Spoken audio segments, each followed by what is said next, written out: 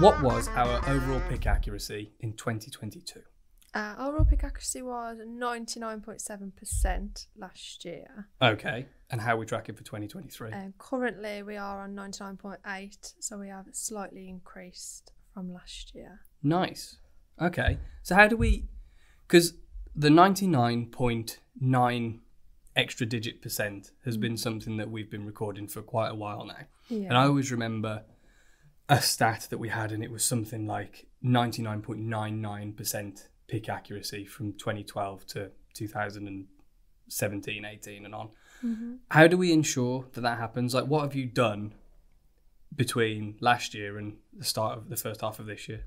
So what we've put in place is, every person will have a pick sheet where they go and pick an order, and we have one person to pick the order, one person to check the order, and one to pack the order. So that's actually like 3 different people, set of eyes looking at the order. Okay. So that's our main thing, which does seem to be working, because in the past, if you've got the same person checking and packing it, that's when things have been going out.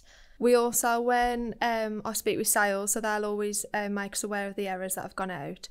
We'll look at if there's like repetitive things that are happening. For instance, we have similar product stock in the grounds, or they've got similar item codes, and we will get them moved, just because when you're in a rush, it's these little things that your eyes just slip.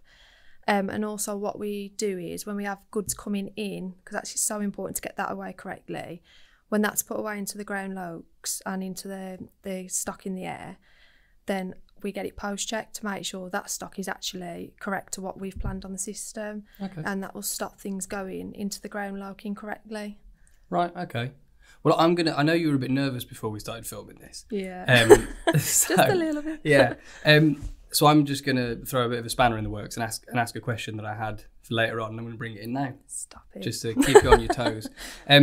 Because the pick accuracy is driven in large part by the layout of the warehouse. Now, we've got to be careful here, because we don't want to give too many trade secrets away. But how does that layout and that constant review of the layout play into feed into the picking accuracy that goes out to the customer?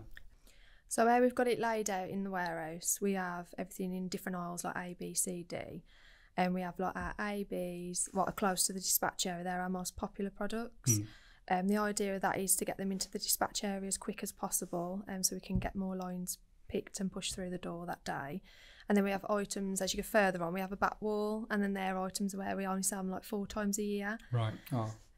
We also have really popular items where they need a full ground picking location, and they'll also have a permanent level 3, what we call it. And the idea behind that is to stop the guys having to keep going into the main office to find another location for the same product in the air.